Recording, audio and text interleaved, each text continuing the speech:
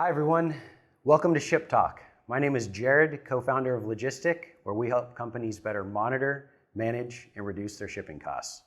Today I'm joined by my wonderful colleague Brian to discuss one of our favorite topics, dimensional weight. Right, Brian? Love it. So I guess before we get into dimensional weight and what it actually is, why don't we talk through how shipping rates are calculated and the variables or factors that go into calculating shipping rates. Sure. So the easiest way to kind of describe that is you've got the service level, so whether it's ground or air, and then you've got the multitude of actual air services as well, right? There's next day, second day, and 3-day select with one particular carrier, or express saver with Federal Express.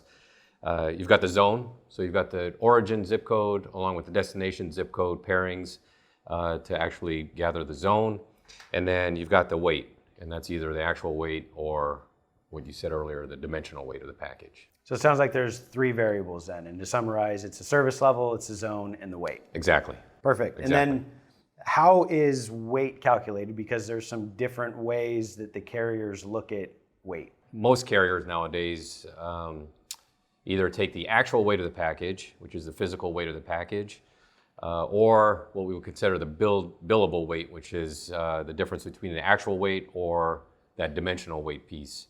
So if you have actual weight, which is based on the actual weight of the package, like the weight that you would see if you put it on the scale. Right. You have dimensional weight. What is dimensional weight based off of? What is it taking into consideration? So dimensional weight is actually looking at the package density and how much actual space that package will take up in the package car. So what that is, it's actually a factor of length times width times height divided by a dim factor. And the published dim factor for, let's say, the big 2 carriers right now, FedEx and UPS, that dim factor is actually 139. So you take the length times the width times the height, divide that by 139, which is the published dim factor, and you'll get a number, which the fallout of that is what they would consider the dim weight.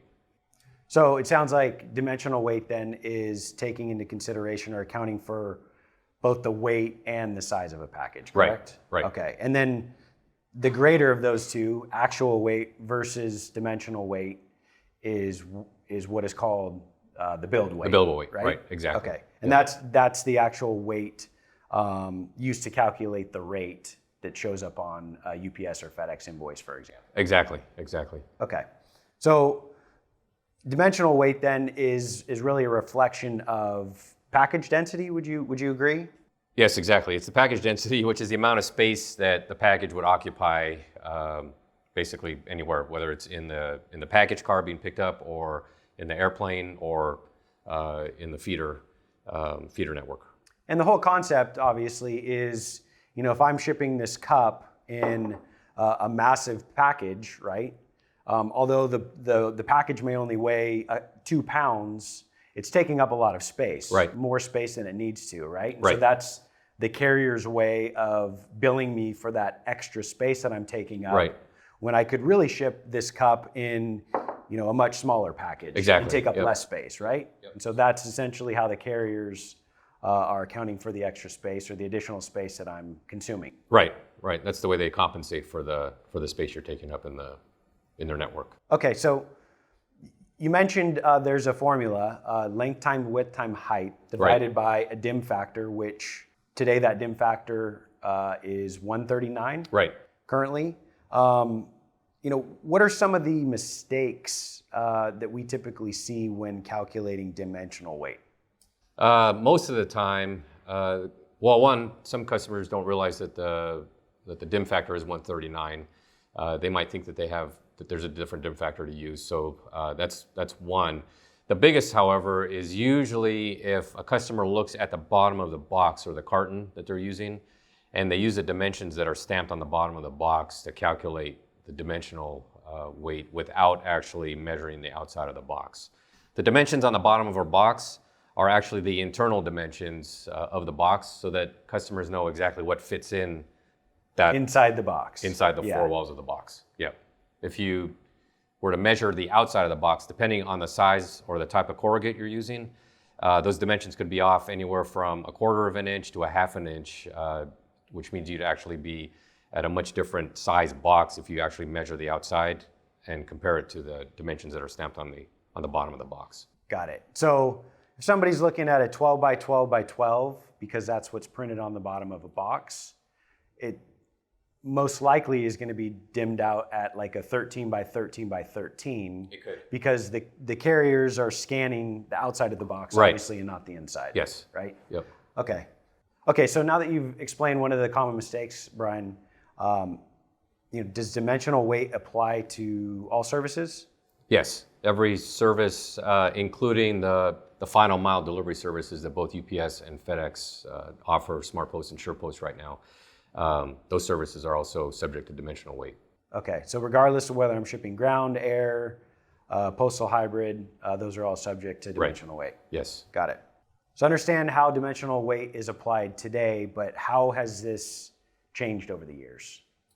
The biggest change is the carrier is actually moving that dim factor down. So a few years ago it was actually at 166, and the carriers recently moved it down to 139, which obviously if you take that dim factor and you decrease it, it's going to be a bigger dimensional weight, right? You have a smaller dim factor that you're dividing by, and you're getting a bigger billable weight, or dimensional weight, I should say. Not necessarily billable, but the dimensional weight will be larger. So if I understand you correctly, you want that dim factor, you want that to be as high of a number as possible. And what you're suggesting is that over the years, the carriers have lowered that dim factor from Right. It was 194 to 166, Yep. now it's 139. Yep. And by lowering that dim factor, it actually increases the dimensional weight, Right. which thus increases the billable weight. Right. It could increase the billable Okay. weight, yes. Wasn't there a time when dimensional weight didn't apply to ground shipments as well? Yeah, when they first rolled out dimensional weight for all the air packages, ground was not subject to DIM. And then when they applied ground dimensional weight, they didn't apply it. Neither carrier applied it to the postal hybrid services. And then both of them decided to basically say, okay, every single package that's shipped through our network is going to be subject to DIM. So it sounds like the carriers have just, they're looking for additional ways to be able to apply DIM number one, and then two, bill at the highest billable weight possible. Yes. What do you think is in store for the future? Does this trend continue, in your opinion? Based on the things that have gone on over the last several years, the thought is that they might lower that published dimensional factor down one more time. Even more? Like Even lower more. than 139? Yeah, it could go down to a 1, something still over a 1, but probably a little bit less than 139. We don't necessarily see that happening, within the next couple of years, but at some point it would probably be reduced one more time at least. That's really the only thing we could probably see right now, or that we can foresee. As that continues to, the DIM factor continues to get lowered by the carriers, is this something that is negotiable at the end of the day? As we like to say, everything's negotiable, including the DIM factor. So it just depends on how the current DIM factor, whether it's published or any other DIM factor that might be in place, is actually impacting the characteristics of your packages.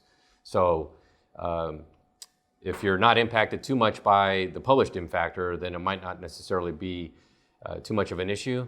But if you're being impacted, if the actual weight and your average build weight are off by more than 2.5 pounds, it would probably be a good idea to at least reach out to the carrier and ask them if they can do something with your DIM factor. Okay, so although the publish is 139, there is an opportunity to negotiate a custom DIM factor, which would be something obviously greater than 139. Absolutely. Okay. Aside from negotiating a custom DIM factor, which you just mentioned, what are some of the other things that shippers can do to minimize the impact of dimensional weight? Well, one of the best ways is to actually look at the corrugate you're using. A lot of customers like to reuse boxes, and sometimes they might think that they're saving money on using or reusing a box that may have come in from another shipment that was inbound. But when you start looking at it, the actual dimensions of those are actually going to be greater than what's the actual weight or the actual weight of the package. So you're actually being billed for basically more than you should be. So the best thing to do is look at your corrugate, and if you have the opportunity to reduce the size of the boxes you're using, is to reduce the size of the box you're using. And then that, in addition to negotiating a dim factor is Sure. probably those are the best two ways to look at minimizing the impact of a dim. Yeah, I was amazed last week. My wife ordered a lipstick pen and it showed up. It was literally in this little container. It came in a box that was like this. So Yeah. it was, I mean, just the amount of space that it took up. Obviously, they were charge dimensional weight. But Yeah. yeah, absolutely using the correct packaging for the types of products that you're shipping out will minimize. Yeah, the we see that all the effects of them. time, all the time. So thank you, Bri, for the insight, and thank you everyone for watching. For more information on how you can join the thousands of businesses currently using Lojistic to help monitor, manage, and reduce their shipping costs, please visit our website at www.lojistic.com, where you can create a free account. Till next time, take care.